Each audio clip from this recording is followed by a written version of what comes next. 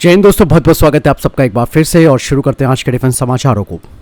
Bharat dynamics limited ने एक बड़ी घोषणा की है। उन्होंने कहा है कि Helina Dhruvastra anti tank guided missile यानी कि ATGM, जिसे कि खास तौर पर लाइट कॉम्बैट हेलीकॉप्टर प्रोग्राम के लिए डिजाइन किया गया था, अब इसे भारतीय वायुसेना के मौजूदा जो 22 Boeing AH-64 Apache attack helicopters हैं उनमें भी शामिल किया जा सकता है।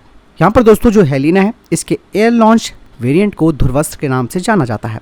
ये थर्ड जनरेशन का फायर एंड फॉरगेट ATGM है, जिसका इस्तेमाल दुश्मनों के टैंक्स, उनके फोर्टिफिकेशंस और जो आर्मर्ड व्हीकल्स हैं उन्हें खत्म करने के लिए किया जाता है। भारत डायनेमिक्स लिमिटेड के अधिकारियों ने कहा कि लाइट कॉम्बैक्ट हेलीकॉप्टर प्रचंड के साथ इसका इंटीग्रेशन काफी तेजी से किया जा रहा है। यहाँ पर दोस्तों इंडियन एयरफोर्स के पास जो 22 AH-64E अपाचे हेलीकॉप्टर्स हैं उनमें इस वक्त इंपोर्टेड AGM-114 हेलफायर मिसाइल लगाई गई है। हालांकि भारत की हेलिना ध्रुवास्त्र को इंटीग्रेट करने से हमारी जो निर्भरता है इन विदेशी मिसाइलों पर वो तो कम होगी और इससे हमारा मेक इन इंडिया प्रोग्राम जो है वो आगे भी बढ़ेगा।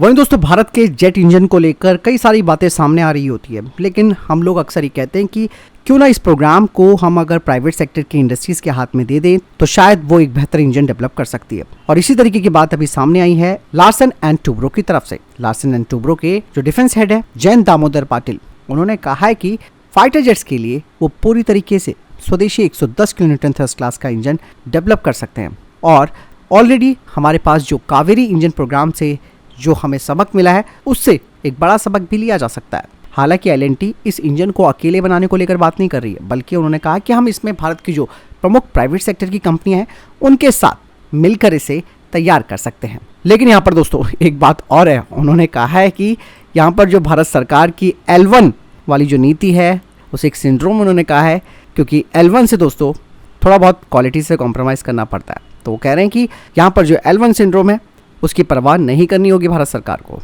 केवल और केवल सरकार को तकनीकी योग्यता पर ही फोकस करना होगा। मतलब साफ है कि यहाँ पर L&T का जो मेन फोकस है वो है 110 किलोन्यूटन थ्रस्ट क्लास के इंजन को डेवलप करना, और ये थ्रस्ट हमारे तेजस मार्क 2 और AMCA के लिए एक उपयुक्त थ्रस्ट लेवल भी आप मान सकते हैं। लेकिन दोस्तों इंजन के लिए कई सारी एडवांस टेक्नोलॉजीज की भी आवश्यकता होगी, जैसे कि single crystal blade, thermal barrier coatings और एफिशिएंट आफ्टर बर्नर्स की। ये वो सेक्शंस हैं जहां पर भारत ने कावेरी की ड्राइव वेरिएंट के माध्यम से काफी उन्नति भी की है। हालांकि जो कावेरी इंजन है उसे जो हमारा घातक स्टेल्थ ड्रोन है उस पर इंटीग्रेट किया जाएगा। यहाँ पर दोस्तों L&T कह रहा है कि भाई हम एक कंसोर्टियम बना सकते हैं जिसमें कि Mahindra aerospace, Tata advance system और गोदरेज एरोस्पेस को शामिल कर सकते हैं। उन्होंने कहा कि ये पूरे प्रोजेक्ट पर केवल और केवल भारत सरकार का समर्थन मिलना काफी जरूरी है। यहाँ पे पाटिल साहब ने यह भी कहा है कि कावेरी इंजन जो कि गवर्नमेंट के द्वारा समर्थित है उसके बिल्कुल अपोजिट एक नई फंडिंग को अनलॉक किया जा सकता है, क्योंकि कावेरी इंजन दोस्तों आप सब जानते हैं कि ब्यूरोक्रेटिक डिलेज और लिमिटेड इंडस्ट्री इनपुट की वजह से काफी समस्याओं से भी घिरा हुआ है। लेकिन चुनौतियां दोस्तों काफी ज्यादा हैं इस नए इंजन को लेकर भी, ये साफ बात उन्होंने कही है। 110 किलोन्यूटन का एक नया इंजन बनाने में 10 से 15 सालों का वक्त लग सकता है और करीबन 15 से 20 हज़ार करोड़ रुपए का इन्वेस्टमेंट इसके लिए चाहिए होगा। भारत के पास अभी कई सारी टेक्नोलॉजीज में महारत हासिल नहीं है, जैसे कि हॉट सेक्शन टेक्नोलॉजी में भारत के पास ज़्यादा अनुभव नहीं है। वहीं GTRE में जो उनका वर्कफोर्स है उनकी उम्र बढ़ती जा रही है और भारत की जो प्राइवेट सेक्टर की एरोस्पेस इंजीनियरिंग है वो अभी शुरू ही हुई है। इसीलिए वो एक कंसोर्टियम को तैयार करने की बात कर रहे हैं जो कि यूरोजेट EJ-200 जैसे ग्लोबल मॉडल पर आधारित होगा। तो यानी कि दोस्तों भारत के प्राइवेट सेक्टर की कंपनियां उस जोखिम को लेने के लिए तैयार हैं जिसके लिए अभी तक जो सरकारी एजेंसियां हैं उन्होंने उतना उत्साह नहीं दिखाया।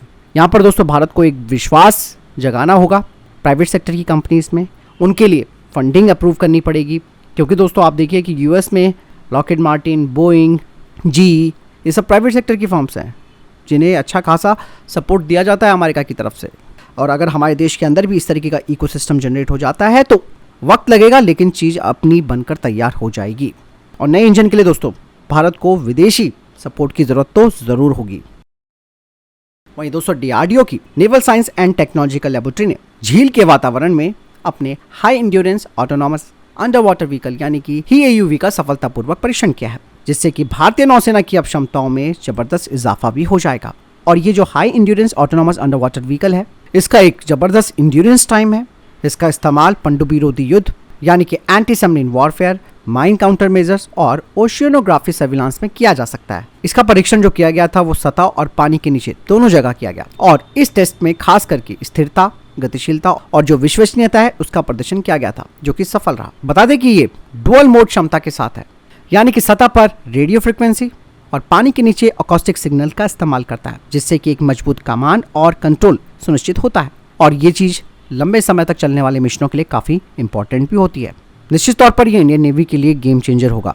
इसके जरिए भारतीय नौसेना दुश्मन की पनडुब्बियों का पता लगा सकती है, उन्हें ट्रैक कर सकती है और इस ही AUV की जो माइन काउंटर मेजर क्षमता है वो इसे पानी के नीचे के खतरों की पहचान करने और उन्हें बेअसर करने की भी अनुमति देती है। इसका वजन 8 टन है।